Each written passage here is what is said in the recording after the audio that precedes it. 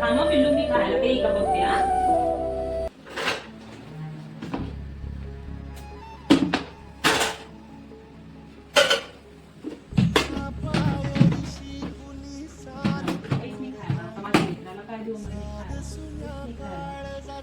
बाळा, खायला काहीच नाही. दादा पैसे आणायला गेले, मग दादा पैसे घेऊन आल्यानंतर मी आपण जेवायला करू. हा मग तरी देवा सरनायो भोग कशा पायी हरवली. हो आले तुम्ही.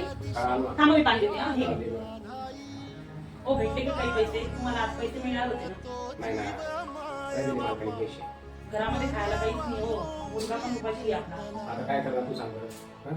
शेतात काम करून घेतलं, पैसे नाही आले काही. ते म्हणले की 10 दिवसामध्ये एक्स्ट्रा काम करावं लागतं, तेव्हा पैसे भेटते. काय करू, काय करू?